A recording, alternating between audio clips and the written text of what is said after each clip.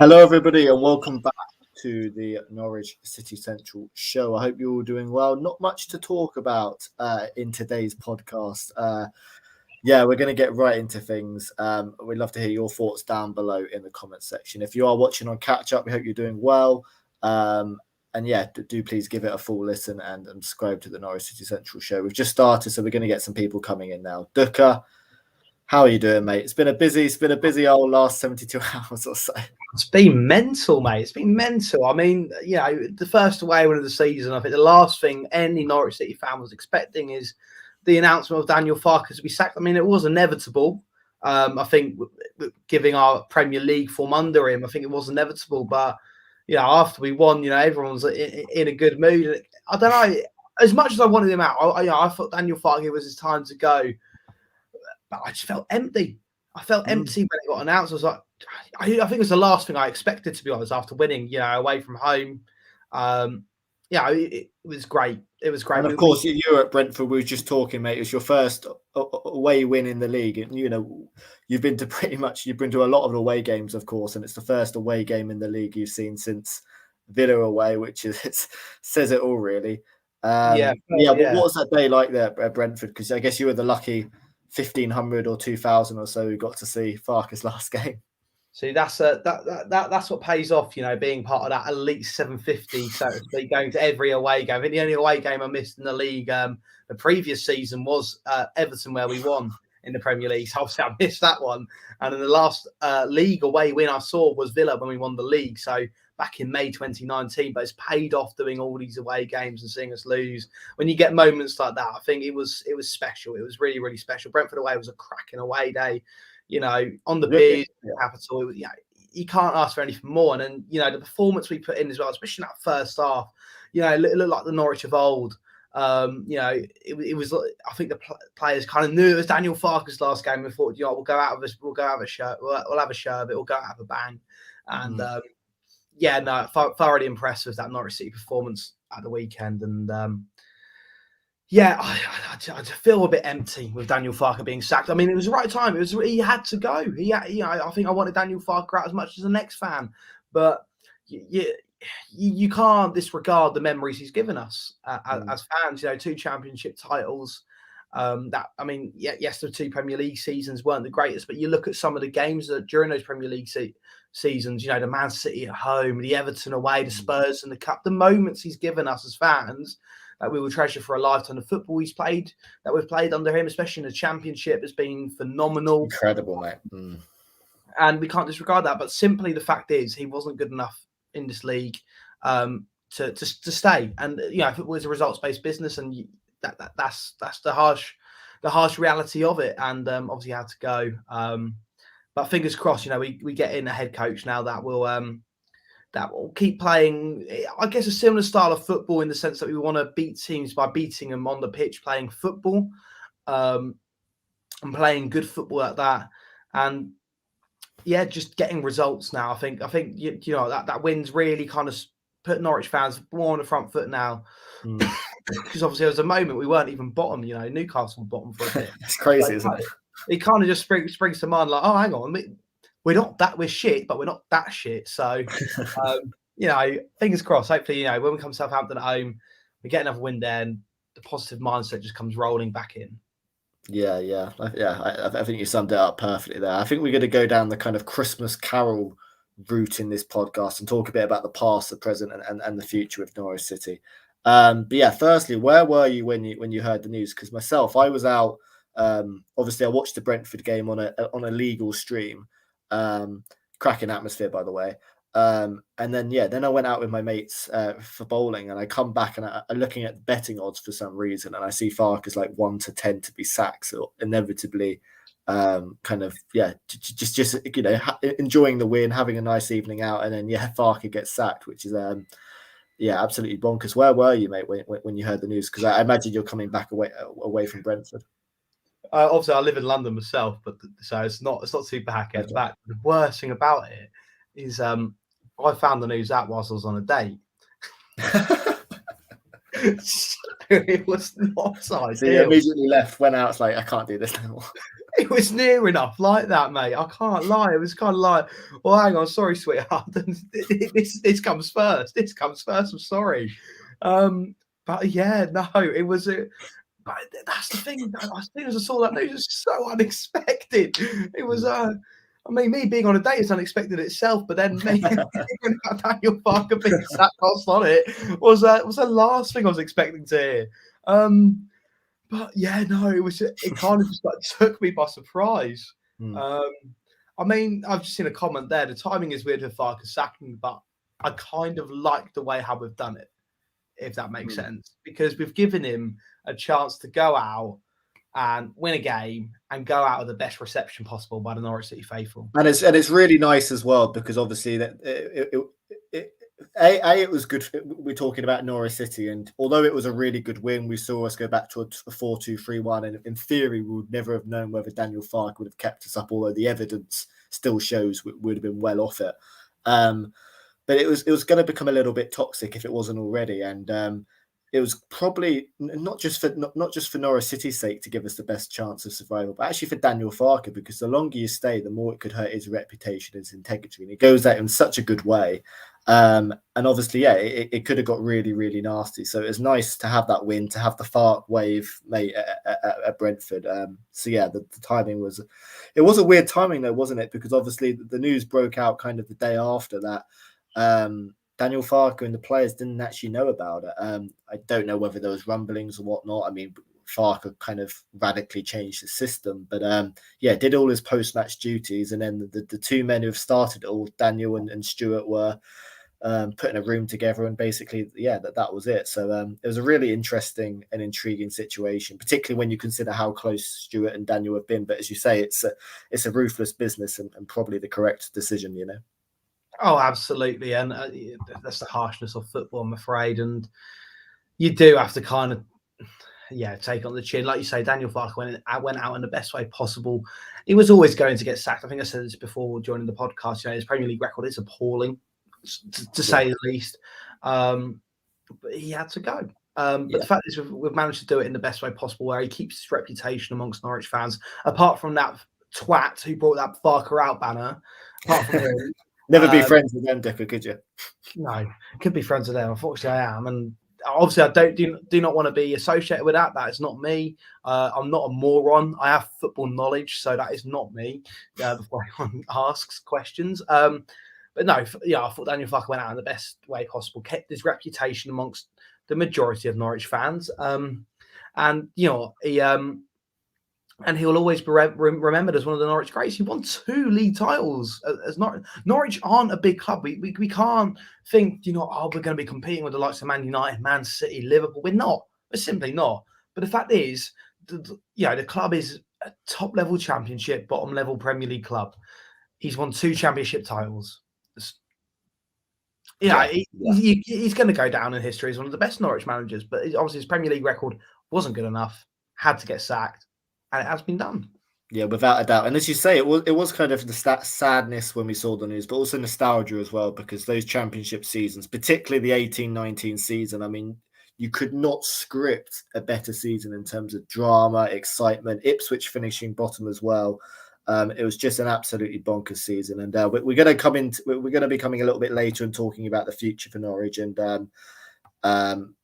the next manager. But yeah, I think we should start by talking about the past and continuing those kind of memories. I mean, Stuart, I mean, it almost feels like a different decade before Daniel Farke's. I think 4 or 5 years is almost unheard of for a manager these days. But he comes in when Norwich City were in a really difficult situation, completely losing their identity in administration problems.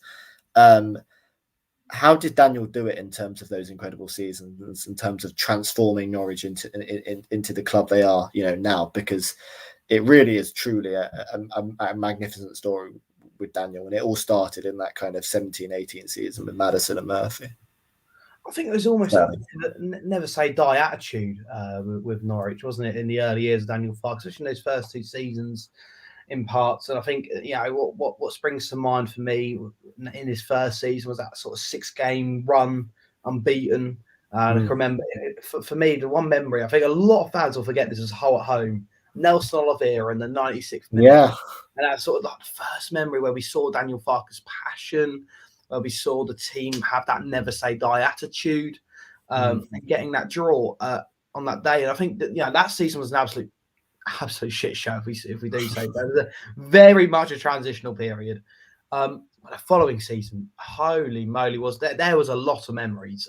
We look at Forest at home, Millwall at home, Bolton at home, the late winners there, and equalisers, and God knows what else. And there's multiple games throughout that season that I probably missed out myself. And there we go. Closed the header against Ipswich. Oh, How could what a memory! Incredible. There's another one.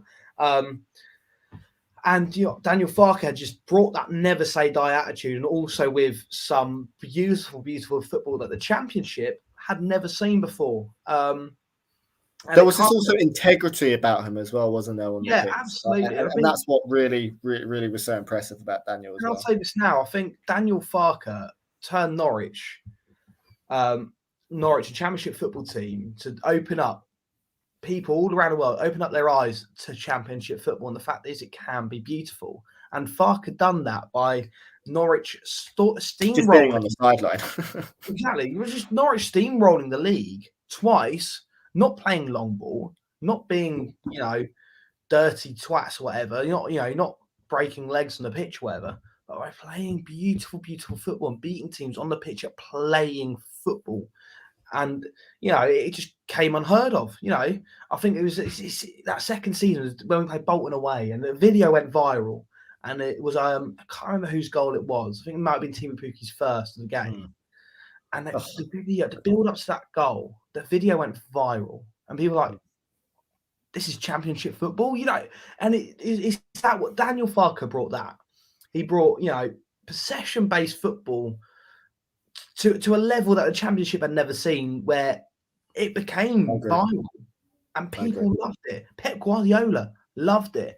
Obviously, I think he kind of lost his philosophy and his style of play when I think he felt the pressure in the Premier League maybe a bit. I don't know. Which makes it so sad as well, because that Championship football, I mean, you look at someone like Graham Potter, who's done a really good job at Brighton, and of course did a good job in the Championship. He's kept his philosophy, and you just think whether Daniel could have just, really stuck to his beliefs and be more rigid, and, they're possibly even having a slightly better players in that first season. But but I mean, we've spoken a lot about that Premier League season, but the season I just want to keep bringing back to is that 18-19 season, because it came as a surprise to many.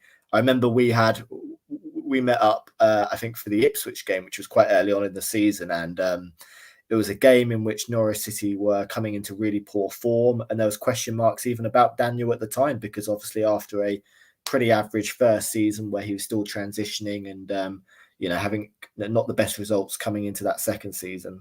But yeah, that 18-19 season, the memories, the late drama, the goals, the passion, it was absolutely unheard of. And I don't think we'll see a better, more memorable season in our lifetime, Dicker. I say that. Absolutely. I think because we pretty much for certain fans as well. We actually, as fans, we got to travel to away games and stuff. I think I did 18 away games that season. I absolutely loved it.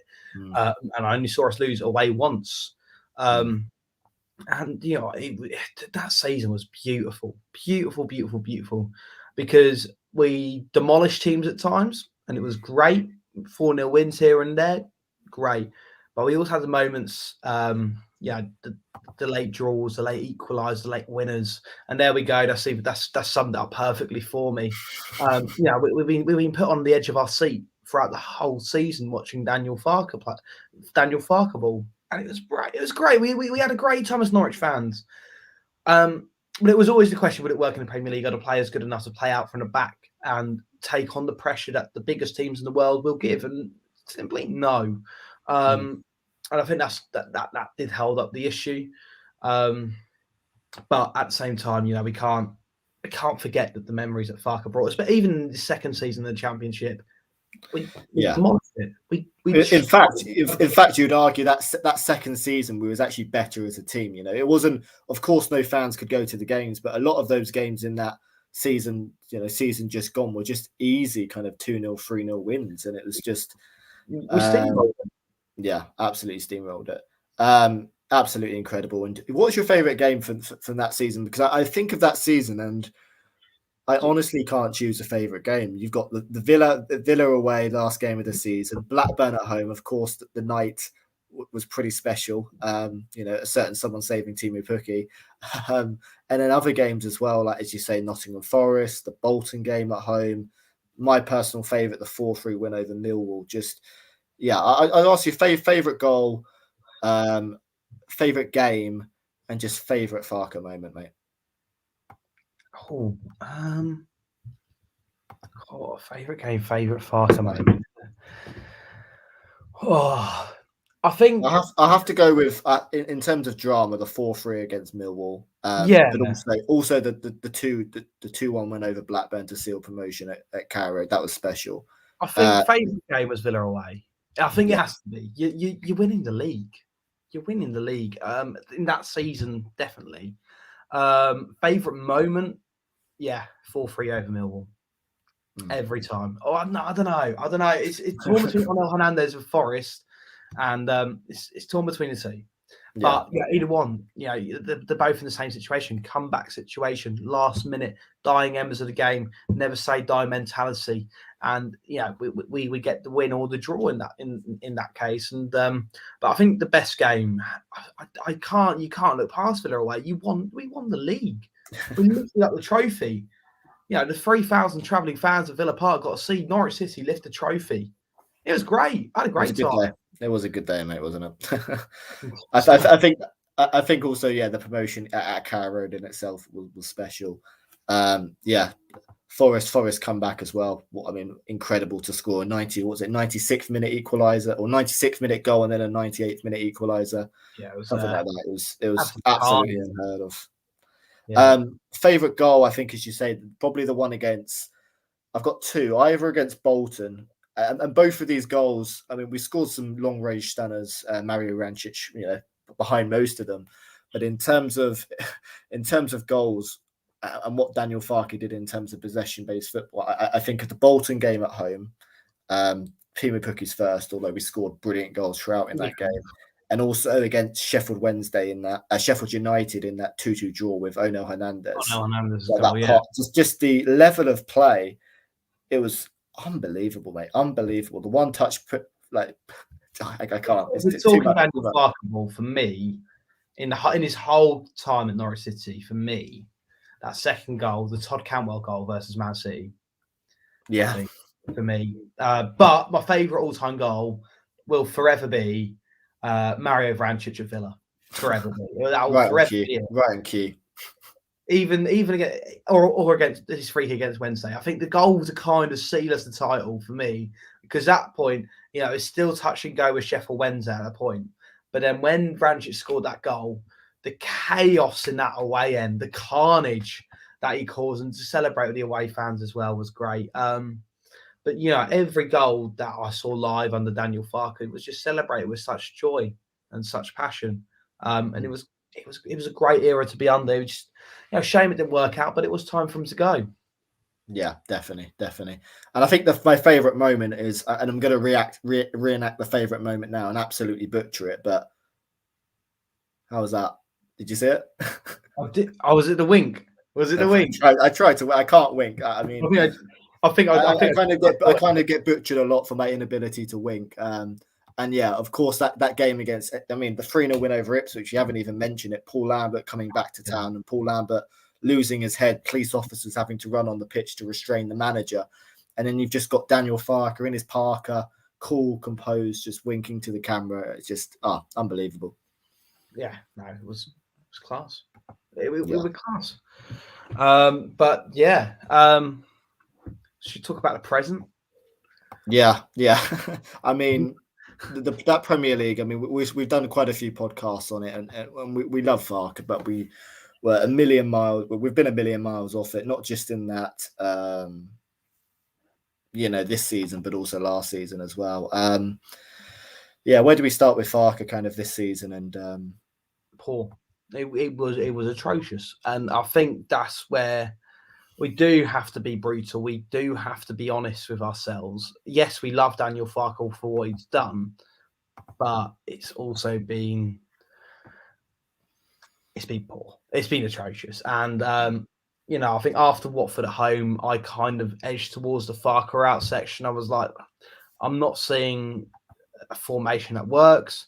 I'm not seeing his style of play in the Premier League. I'm seeing him panic. I'm seeing him, crumble under pressure.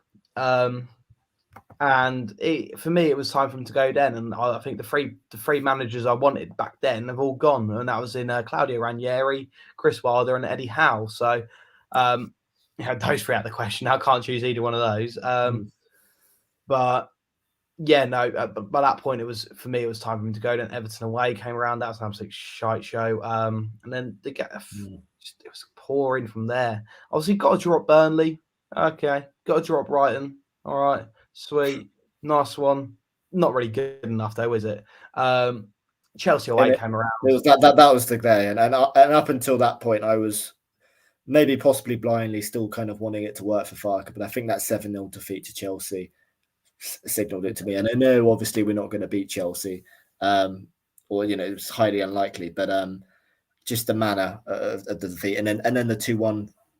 I mean the game that sealed it was the 2-1 defeat to Leeds, and it had to be. It was a 6-pointer at the time, and you lose those games in the Premier League. You have to be brutal. You have to be realistic. Is this manager going to get us points in the league? Yes, you got us 3 points against Brentford, but it was a very, very poor Brentford side. At the same time, we have to remember they were with a whole host of injuries. They had just lost 3-1 to Burnley. I mean, who loses 3-1 to Burnley these days? I mean, realistically, not even Norwich do that. But yeah, and then by that point, and then after Brentford, the three options that I wanted have all gone. Ranieri, Wilder, and Eddie Howe have all gone. So I don't know who on earth I want to be as the new manager. I like to look at this Knutson Gazer. I don't know about Lampard. Dean Smith can piss off. I don't want him.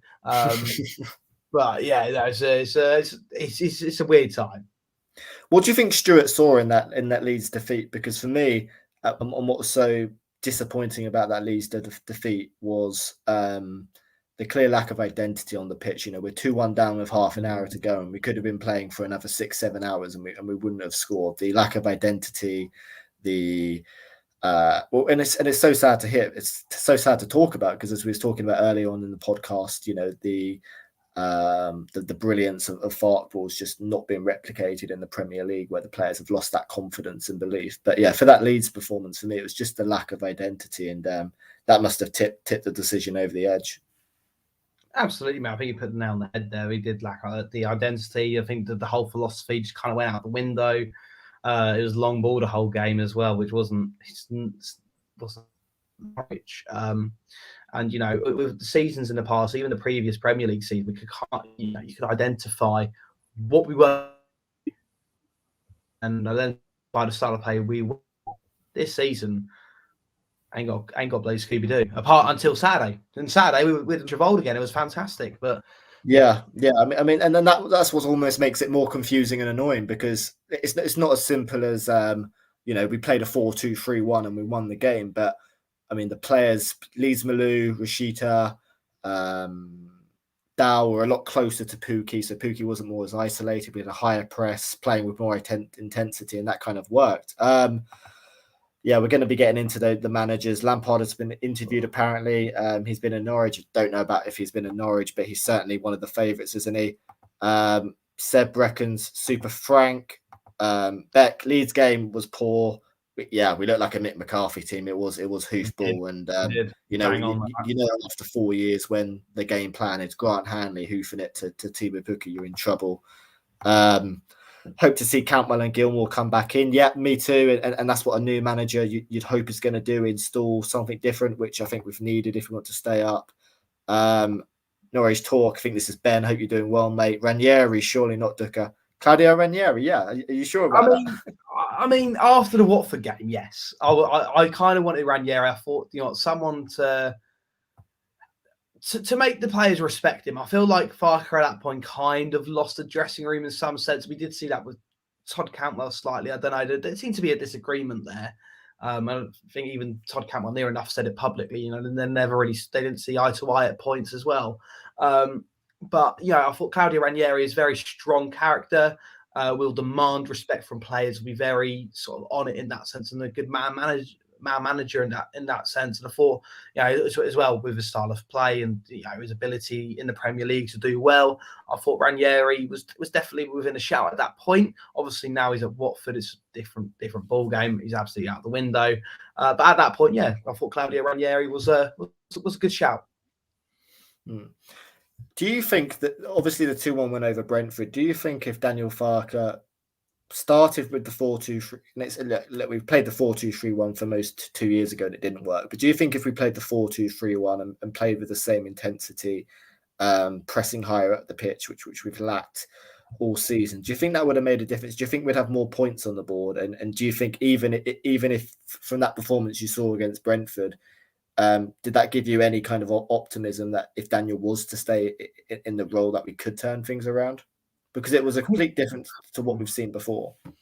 Formations is a very, very sort of, it's a vague area, if that makes sense. I think it's more based on the style of play. If you play 4 at the back and a 3 in midfield and a 3 going forward, then you can obviously interchange into a 4-2-3-1 very, very comfortably. So I think we've had the ability to play a 4-2-3-1 is what Farke's instructions were and what the style of play was when we've been able to play that formation or formations similar. So I think it's very much dependent on the style of play, and I think Farke's kind of just lost the plot slightly and panicked a bit, considering his Premier League record previous to this season has been quite atrocious. I think he has crumbled a bit under the pressure. So for me, that's where I kind of saw it. I think I mean formation when we went 5 at the back was very questionable, and then the formation against Leeds was a laughing stock when I saw it. But on Saturday, you could kind of see we wanted to kind of play more attackingly. I think McLean kind of took up that number 10 role slightly, or Leeds were they interchanged between each other, got closer to Pookie. The wingers certainly got a lot closer. Yeah. Kieran Dow was able to sort of play as that inverted winger that we've missed for so long.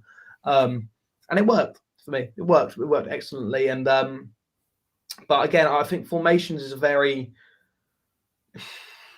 I can understand it for you saying like, from a 5 back to a 4-2-3-1, which it works. Yeah, definitely we did need a change of formation. But when we had that 4-3-3 at the start of the season, I think it was more or less the style of play we were going for and the instruction that Farke was giving. I think he wanted to be more defensive minded and wanted to compact the midfield and block teams out. Obviously did not work.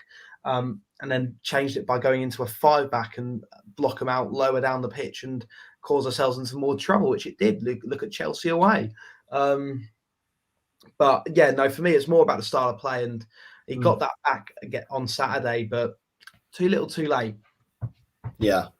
And obviously Stuart and the board made that decision after the Leeds game. But no, I mean, obviously you were there at Brentford.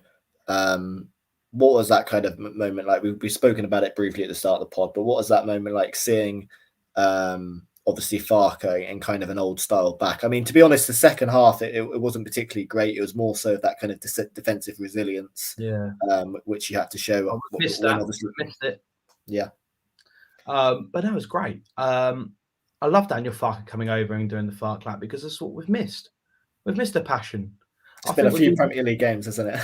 Exactly. It's been too long. So I was happy. I was happy seeing it. I was happy fans enjoying themselves. It was great. Obviously, a few fans that were so strongly Farke out that they've created an agenda and a personality for it.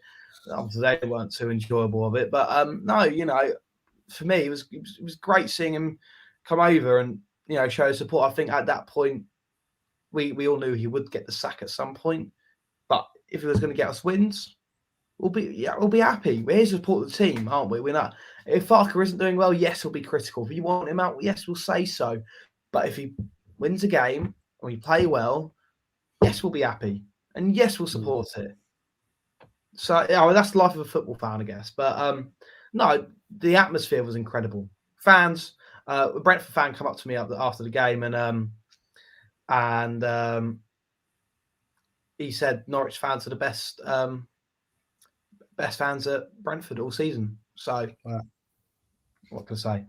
Yeah, and although sometimes, I mean, Norwich City fans might always be the loudest, particularly at Carrow Road. Sometimes, at times, they are always really well backed. And I think if you look at the Farke situation, I think so many more fans would have, and maybe this is potentially a bad thing. I don't know, but I think the fans are always backed Farke and were always appreciative of what he did. And I think some other fan bases might have been singing Farke out and booed more, and maybe that would have got Farke out sooner. And maybe you need that bit of ruthlessness, but there's always that. I think respect for Norwich City fans, and also integrity in terms of what they bring as a fan base, but also turn up in good numbers, pretty always good support. So that's always good to see. What did you think of the way Daniel was sacked? Because it's it feels like a sad love story coming to an affair, and it almost seems like a couple who have been together for literally 5 years, and they've kind of they love each other and they respect each other, but they know the future can't continue and they kind of have to part ways. I mean, it was a interesting way to do it. Of course, come 5:30, Stuart, all the players were back on the team bus heading back to Colney, and then Stuart taking Daniel aside and the coaching staff and essentially telling them that their work here is done. What did you make of the way he was fired? I think he was done the right one. And with the best reputation. Oh, hang on, I'm back. I think my screen started blowing out. We lost you there. There we go. No, I thought he got done in the best way possible. He's kept that sort of reputation still after a win. Again, you don't really tend to sack managers after wins, but I think he was always going to get sacked, and I think Stuart knew that. I think Daniel knew that. I think every Norwich fan knew that. So it had to come to an end. And that's the unfortunate side about it. Was it done a bit harshly? I mean, you could argue so, but I think it was done in the best way possible. He's now got the best reputation going because he's come off a win and then got sacked. He's the last memory Norwich fans have of him is Brentford away winning 2-1. And that's how you want it. You don't want it with paper airplanes being thrown or Worthington out style protests. You want it in a good way, and I think that's what happened. And to be honest, I think Brentford, as you say, that they'd recently lost to Burnley. I think there's four losses in a row, and Brentford probably against most other teams they probably would have found an equaliser. So I think we can all agree it's still, although we perhaps changed some certain aspects of the play, it was too little, too late for Daniel. Kevin, evening chaps, watch out, Wenger is coming back, or Emery. Well, I might as well be everyone else. My mate said Lampard was playing golf at the Royal Norfolk Golf Club. I think I've seen Zidane in Norfolk as well. I saw Zidane. Yeah, it was out for a family meal, and I seen it. I heard so. No, I heard. Guardiola was he was out Friday night at Waterfront, living it up. I thought it was a cheeky Nando's at Riverside, personally. But, who was that? That was who was that? That's the Carlo Ancelotti. That Nando's, who was living it up. But they've been out everywhere, holding out the interviews. They all want the job. And it's going to be really interesting, obviously, with the coaching situation. In terms of would Steve Bruce be would he be welcome down Prince of Wales Road? In the kebab shop, absolutely. He'd buy him out. Love it. Yes. I think that's more Big Sam personally. Imagine Stevie Bruce living up in Manchester. Imagine that. Stuff of dreams. Yeah. After 2-1 win against Blackburn, you just see, Steve Bruce living life. Exactly. But no, of course, with the successor, I mean, there's been lots of different reports, and there's going to be. It seems Norwich are in a confident position that the new manager is going to be announced, possibly towards the end of the week. And there's been varying reports, but kind of what's been noted down mostly, and what's been, I always kind of trust local media more than national media. And that's that Norwich City have got two candidates who are both modern, forward-thinking coaches. And now, of course, when Daniel was sacked on Saturday night, a couple of hours later, Frank Lampard emerged as the main favourite with his odds, really, really high. He was the quite clear favourite. But over the coming days, although Lampard still remained, I think, the number one in the betting odds, it's also Kjetil Knutsen, who's also been linked. And they're the kind of two. We've seen Dean Smith and a couple of others, but for me, they're the two who have been most strongly linked, and it could easily be someone who's not on the betting odds. I would not be surprised if just tomorrow we hear a new name and that's it. That's kind of the way Stuart Webber operates in terms of keeping things at a low profile and possibly going towards a left field figure. I mean, we've heard people like Ralph Hufenthal been mentioned, so that's never going to happen. But new manager, it's been an interesting one. It's been a while since we've been having this kind of discussion. Of course, back in 2017. What have you made of all the links? And of course, Frank Lampard's emerged as the number one target, and I think John Percy and the other main national journalist, I think Fab is it, who's said that he's in talks this week. So it seems on good record that Frank Lampard is one of the two. What do I think of it? I'm not against it, but I'm not buzzing by it, if I'm perfectly honest. I mean, he's done well. Finished fourth with a Chelsea side that was relatively average at the time. Embedded loads of youth players, which is good. This fits in Norwich's style quite well. But for me, I feel like Lampard would just think he's so much bigger than the club. I mean, it's an interesting one, isn't it? I'm surprised by it. I am surprised by it. Do you think Lampard and Kjetil Knutsen are the two managers being considered, or do you think there is someone else who's kind of just? I think there's going to be a third party choice as well. There will be a third party. I would like Kjetil Knutsen. I think his record in Norway is fantastic. Whether he can implement that in Norwich City, we don't know. But the fact is, he looks like a brutal manager in the sense that he's got a winner's mentality and a brutal one at that. And I mean, Sam said it here. He is about to win the league, so it may not be him. Lampard is out of a job, probably is looking back to get into coaching, kind of build up his profile and get more experience, then go back for that Chelsea job in the end.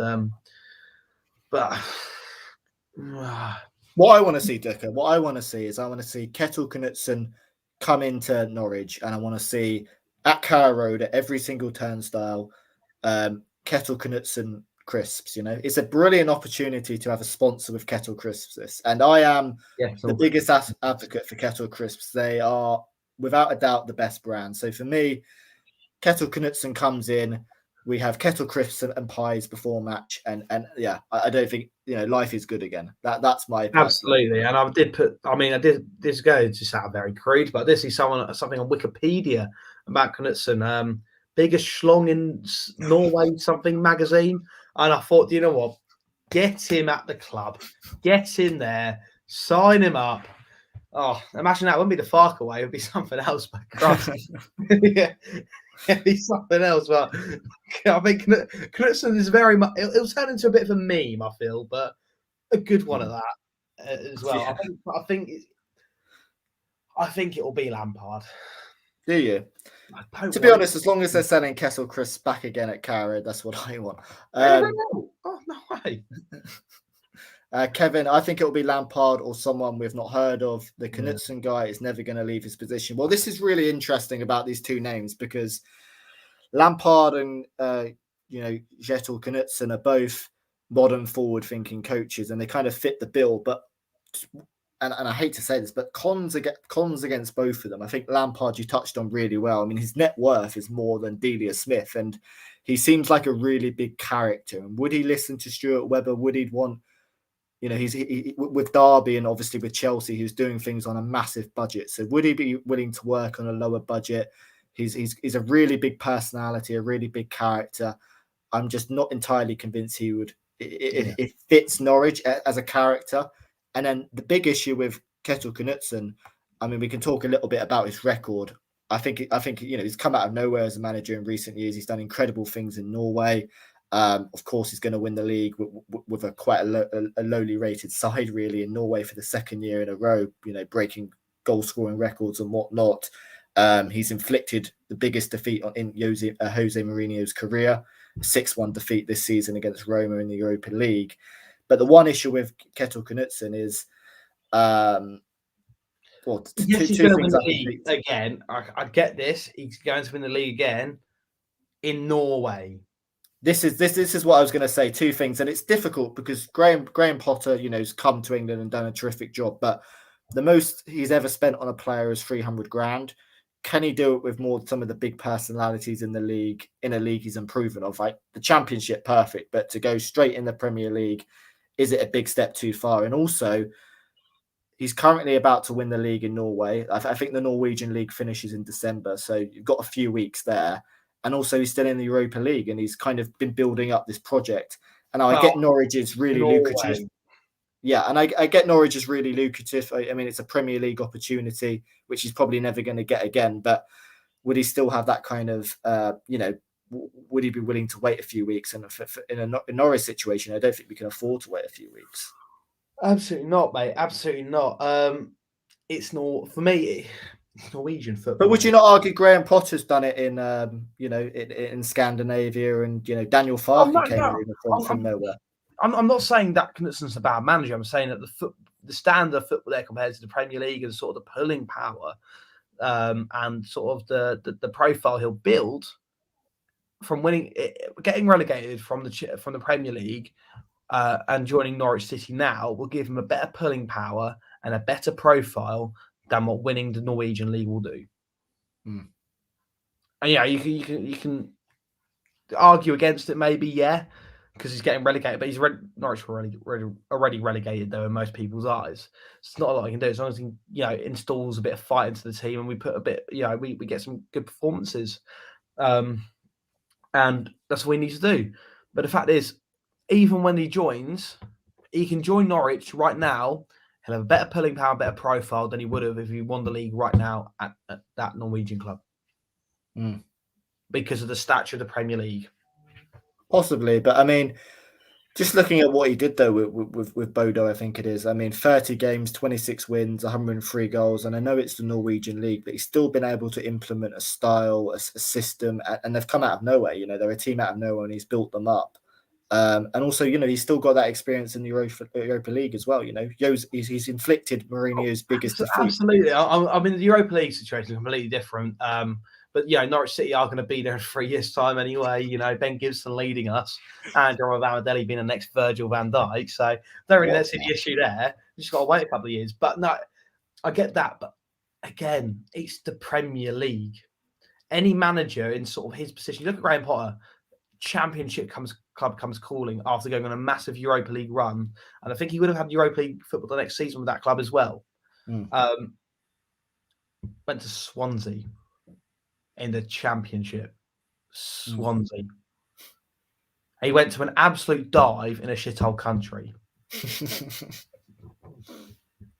I mean, if that pulled him, I'm pretty sure the fine city of Norwich that are playing Premier League football in the great country of England will get Knutson. So then, if we look at the another name in Frank Lampard, of course he's got experience with Derby, and I know people say he took Derby to Derby. He came over when Derby was sixth, and he took them to sixth. But Derby. It's the players that he's brought in and built into. Yeah, you look at Mason Mount. He's made Mason Mount in my eyes. He made Mason Mount. He almost took Derby up, and they played some really good football doing it. He's made Mason, and this is the big thing about Frank. He's really good and really open to working with young players. Mason Mount with Tammy Abraham as well. Reece James. That season, that first season he was at Chelsea. I think they finished fourth, but that was under a budget in which I think they had the transfer ban that season, and of course Chelsea still have a really good squad, but. Having to trust Mason Mount week in, week out. He's got that experience. The second season was disappointing. So what do you think of Frank, honestly? Because you said you think it might be him, and you're mixed about Frank. I'm very mixed. I like what Frank does. I really do, in the sense that he brings in youth players and turns them into first-team players. I like that. That's the kind of figure Stuart will want. That's a glorified Daniel Farke. I want to see if Frank Lampard. That's a claim breaker. Is it that much of a claim? He joined Chelsea and finished in fourth with world-class players. Okay. Yes, he had a transfer ban. Yes, he embedded those first-team players. But you give Daniel Farke that job, and I'm pretty sure he'll do the exact same. Well, I mean, he hasn't done it in the Premier League, has he, Daniel Farke? But Frank Lampard, has got 2 seasons. 2.5 seasons of managerial experience. Is that enough? Would you not argue? Would you not argue that was the case with Daniel as well? Obviously, in Dortmund, Yeah, but working with I think Dortmund Daniel Farke reserves. joined us in the Championship, and we always knew it was a transitional period at the time. It took them 2 seasons to bring us back up. Right now, we need a manager who is good enough to install a playing style of football that will win Norwich games in the correct manner and keep us up. Is Lampard that man? I don't know. Well, I like. I think certainly if you look at Zettel Knutson and compare him and Frank, I think Frank certainly will have that immediate level of respect and will come in as a big figure. And obviously that could potentially be a bad thing, having his net worth's more than Delia, as we said. But he will command that respect, and I think I think Frank likes to play football on the front foot. I think that maybe that experience at the top level isn't necessarily the it's not necessarily there, but I think Frank would command that respect, and I think it'd be a good addition. Yeah, I just wonder about I'm playing devil's advocate with the glorified Daniel Farke thing, but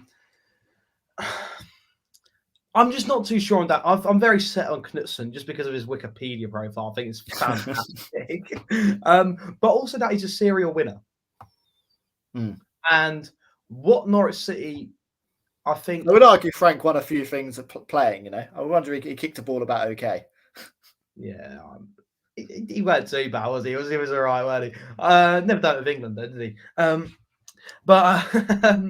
No, I just feel like looking at Knutson's record, he is a serial winner. But this is another thing. Kevin has got a very, very good point.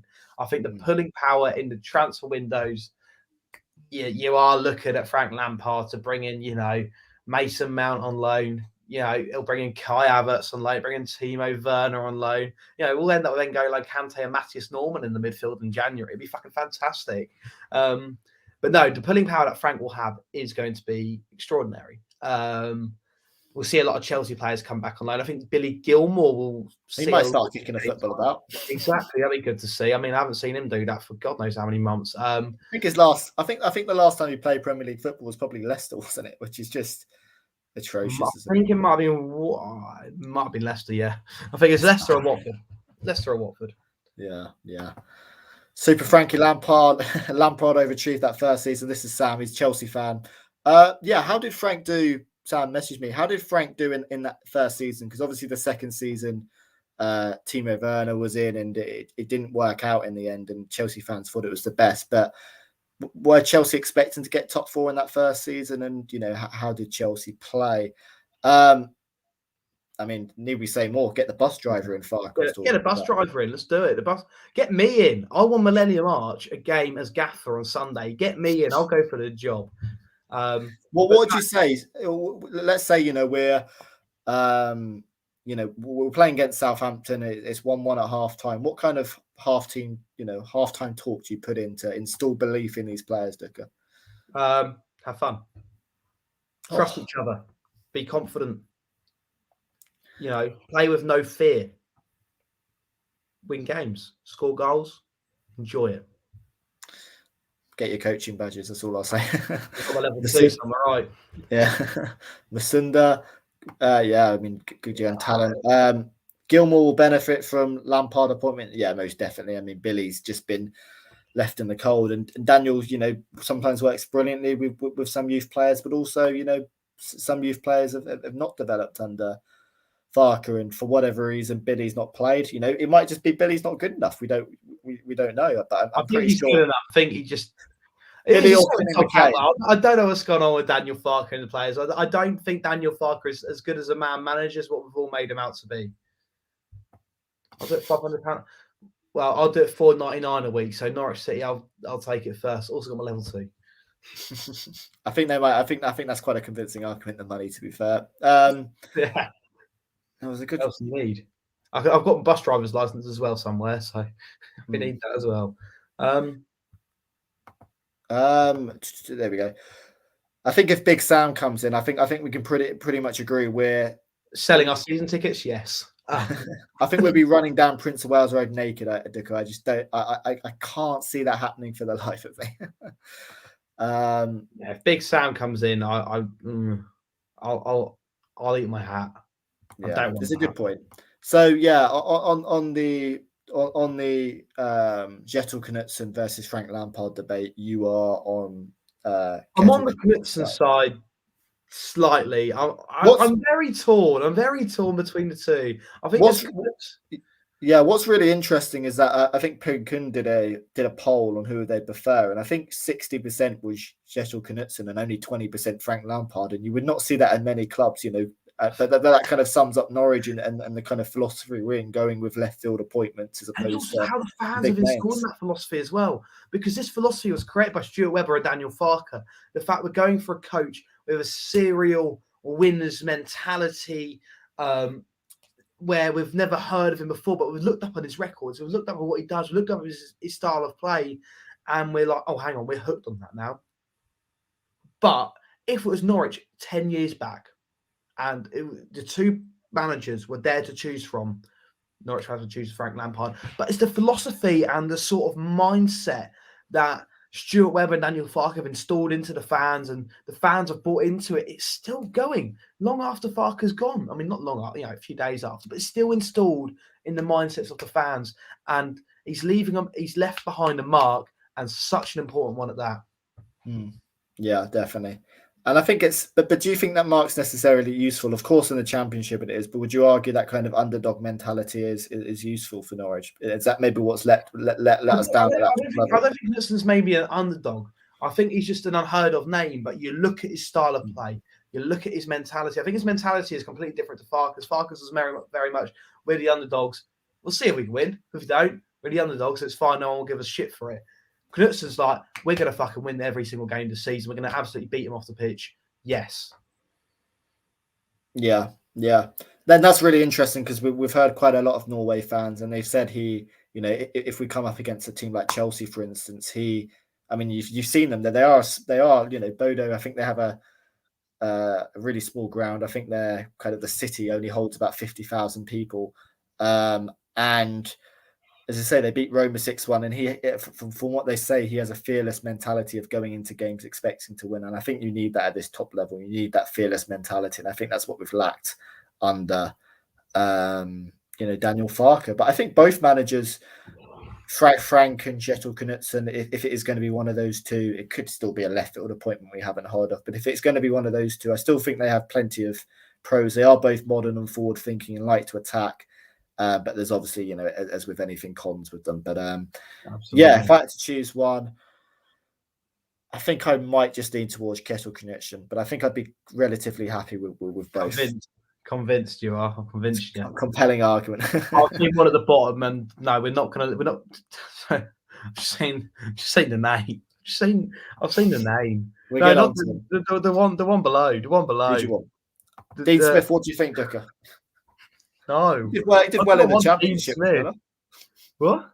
What's he done?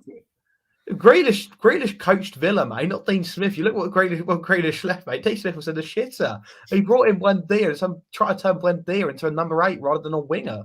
Well, what's that all about? But Jesus Christ, I mean, he's not done very well with this Villa side, has he? This season. No. I mean, he's done well with Villa, and the general fact is he's left. This is the thing. And this is the thing with both Dean Smith and Daniel Farke. And one thing I will say, and the one thing that we have to remember as football fans, yes, we weren't happy with the fact is that we got our Premier League records for both clubs, Villa fans and Norwich fans, that the Premier League clubs, the records weren't great in the Premier League at the minute. and we weren't doing well. But both managers left the club in a better state than what they joined them as. Norwich are mid-table in the Championship. Yeah. So we're Villa. Now they're both in the Premier League. Yes, we're bottom and Villa are just above. But there's a whole league apart. Yeah. It's a really good point. And I think, Dean Smith, I think, similar to Farke, you know, I just don't think he's necessarily got that tactical quality in games to change games. And I think when it's going well and there's a belief, it works. But no, would you not want to see Dean Smith, mainly because of that kind of, as you say, what he's shown with Villa, that kind of mishandling of players who are, worth a lot of money? It's the only way I like Dean Swift back if he brings Wendy with him. I mean, apart from that, no, not really. Do we need a head coach or a manager? Well, it's going to be a head coach, and it's going to be the same. I don't think we're going to change. We're not going to go for a whole 5-year plan again, are we? So No. yeah, Yeah, it's going to be under the same framework. I think that having a sporting director and going through that philosophy, and I think if you look at someone who wants to take full control over the club, that's not going to happen. It's going to be working together. And I mean, Stuart Webber's pretty much confirmed he's going to be staying at Norwich for the next few years. What do you make of Stuart Webber staying? I've mentioned many times in this podcast how he was the best thing to happen at Norwich City Football Club, saving the club. But also Delia saved the club, as well. And sometimes there's time for a change. Do you think Stuart's recruitment has been good enough in the Premier League? Are you happy to see him stay long term? Ask me this at the end of the season. Hindsight, yes. Yeah. I feel like the sign. I have to interrupt and say I think the transfer business this season has been exceptional, and I know a lot of people have disagreed with me. We're yet to see it. I think the business itself has been exceptional. We're yet to see if it's worked out on the pitch. I think with some players we can say definitely in the sense of Matthias Norman, who for me is a world-class player. Yeah, particularly when you lose Oliver Skipp, obviously a massive. And I know Norman and Skipp, although they're central defensive midfielders, they are slightly different. But Matthias Norman, what a player. And I love the passion, by the way. What a guy. Loses it. I just want to stay up just so we sign him. And give him a lifetime contract. Give him a statue. He's so good. And another player I want to touch on, Milo Rashica. What a player. What a man. And I have to say, by the way, Zeb Sam, there was an earlier on in the stream where he commented, I think you were mentioning about the Forest game. And just as you mentioned Forest, he mentions it in the chat. And you mentioned Milo Rashica, and just as you mentioned it, he's coming again. So you seem to be on some kind of psychic link. Yeah. What do you think of Rashica? The man's good, isn't he? He's good. Zero goals. With Norwich City, mate, we've scored 4 goals all season. But no, he's a great player. And I think there's more to come of him. If we get the right manager in that can instill the right sort of attacking philosophy into the club, I think there'll be more to come of Milo Rashica and Christos Zolis and even Josh Sargent. We'll see. There's a good player in there. I hope there is. There is. I'm telling you now. Josh Sargent will come good.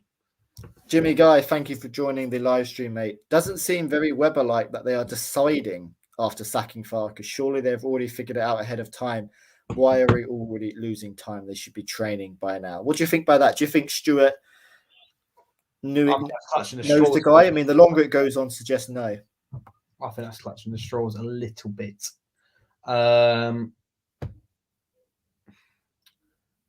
Yeah. I don't know. I think Webber's already had his options. He just can't go through with his options till Farke's been sacked. And the whole process of bringing in another manager is going to take time. Yeah, and I know Michael Bailey and Paddy Davitt have reported that there is a short list of 2. So I think Stuart's. I think surely. I mean, we know there's been many contingency plans with Norwich, and of course Stuart Webber's clever and more intelligent enough to know that to have a shortlist and to have a plan. But yeah, interesting that no appointment's been made as of yet. It does maybe make you think, is there any stumbling blocks? But could that be Frank Lampard? I mean, a lot of national team just takes time. Yeah, possibly. We'll see how that goes. But definitely, if he's not appointed by next weekend after, the players come back from internationals, that will be slightly worrying. Do you think that they will turn to an ex-City player? Have you ruled out Martin and also Neil Adams? No time yet talking about job on loans. I think Russell Martin, it's too early. I mean, Neil Adams is assistant sporting director, and I think Russell Martin, it's just far too early for him, isn't it? He needs to develop his trade first. Yeah, exactly. I think Russell Martin again. Too early. But yeah. Yep. Anita J, I wouldn't be really surprised if the new coach was appointed tomorrow or at least soon. Timing, it was perfect before international break. I'm pretty sure that there is going to be an announcement this week. But the longer it goes on, the more it suggests is there a stumbling block. He's Amila Sarr or Rafinha. Who's that in reference to, Duka? Rashica. Rashita, yeah, looks a good player. I think there's big things to come, and hopefully a new manager will unlock that potential. Will unlock the potential in Zolis, Ozan Kabak as well, who we haven't really seen the best of, and that's what I mean. I think hopefully this new manager bounce is going to be able to bring the best out of these players. Also, another thing, how good was Brandon Williams on Saturday? Amazing, wasn't he? Amazing. I've always been on the side of starting Giannoulis instead of Williams, purely because Giannoulis is our player. But Williams, I mean, an Arsenal way as well, exceptional performance. He's a really good bloody player, isn't he? What I think Mick Ness has just said there. What do you reckon? I see some truth in it, but I think. But would you not argue Frank's had a couple of seasons? Had a couple one with of Derby, years, 1.5 with Chelsea. Exactly. Russ has only just got into the Championship. I think if Russ had some Premier experience, let's say Russ did a Championship in Premier League, absolutely. Yeah. But no. Yeah, I think on that debate as well, as we say, Frank will have that gravitas and that personality and character, and maybe able to work with, he knows what it takes at the top level as a player, so he might be able to work. And he's managed Chelsea and did really well with Chelsea in that first season. We can't forget that. But I do wonder, he's never really been in a relegation battle before. I do wonder whether. But then you look at the Kjetil Knutsen, it is a really difficult and perhaps nuanced debate. What about Sorensen? Hope he gets another chance in the skip role. Yeah, I certainly think he's got missing Andy Sorensen, and I feel bad for him because I think in the games that he has played this season, especially Bournemouth in the Cup, I thought he was exceptional. Yeah. Thanks for all your support in the live stream. We're going to be wrapping it up shortly. So if you do have any final questions about Daniel Farke or, of course, the new managers, please get them in. Oh, wow. Disneyland. Oh, my word. All I'm going to say is don't watch this. Get yourself, if that's in America, I don't know if you're in America or France, but, if you're in America, I imagine it's about midday. So get yourself out there. Get yourself on the rides, and yeah, don't watch my mug talking about this live stream. But we do really appreciate your support, so thanks for joining the live stream. Thank you. Wow, that's mental. That is mental. Was not expected to read that. That is mental. Yeah. Which Norwich City player do you think would enjoy a trip to Disneyland, Dicker? Do you know what? I know he's hard as nails. He's an absolute brute. But I think Matthias Norman would absolutely. Matthias Norman just screams of just a holiday to Disneyland, and I'd go with him happily. I'd have the time.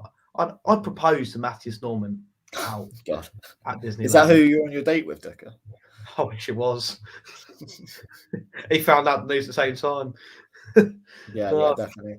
I think who'd suit Disneyland? I think it's got to be more of a family man. I think Kenny McLean. I think he stinks of it. Kenny. It's the thing though with Kenny, because the thing is, it ditched the missus, it ditched the kid, it go to the pub. What's the thing with Kenny? Yeah, get on the Mad Dogs. Yeah, I'm not too sure about that. The draw for me with Frank is he might be able to sway people to join. Yeah, I mean the transfer window is a really interesting one. How much money are Norwich City going to have to play with in January? And what do you reckon? 20 million maybe in January? Yeah, I don't think it'll be much more than 20. And I think that pulling power's then got to come. I think a few loans here and there. I think there'll be a few permanents with a few players in the Premier League that Frank will have links with if we do get him. So fingers crossed. If it is Frank, hopefully his pulling power in January really does show. Yeah, definitely. I think on the Disneyland point as well, I think Timo Pukki would make a really good. Timo would love it. He's someone who would absolutely love Disney. He's a family man, reliable, a character as well. He would be on the teacups any day, Pre-season score at Disneyland. I'm seeing it. I'm seeing it. Kevin, this was good and fair. Thanks, guys. No, thank you for joining the live stream. Ducker, any kind of final words on Daniel Farke? We've mentioned him a little bit in the pod, but what's Daniel Farke meant for you at Norwich City Football Club over the last 4 years? Passion. Passion and pride. I think those two things just come hand in hand. He had it in abundance. And he gave me some of the best days out I've ever had. So cheers for the memories, Daniel Farke. Yeah, I think Norwich City were going through a difficult time before Daniel. Of course, a lot of administration problems, a lack of identity, and we've seen lots of clubs with Norwich City's budget and who just get stuck in the Championship. They get stuck in the Championship for years. And Daniel came in with a, as you say, passion, pride, but also integrity about him. And he's got us playing some of the most incredible football. And I think we always look at that 18-19 season.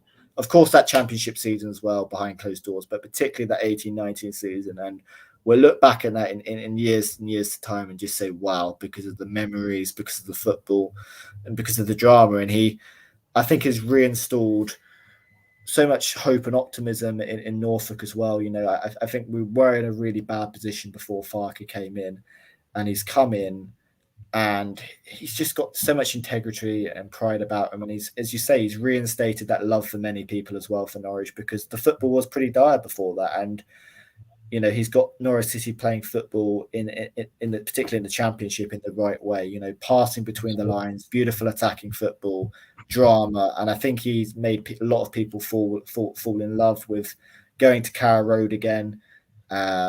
And yeah, I think you always look at those memories in the 18-19 season and beyond, and just thank him for that and have immense gratitude. 100%, mate. Hit the nail on the head there. Hit the nail Brilliant. on the head. But we're staying up, so it's right.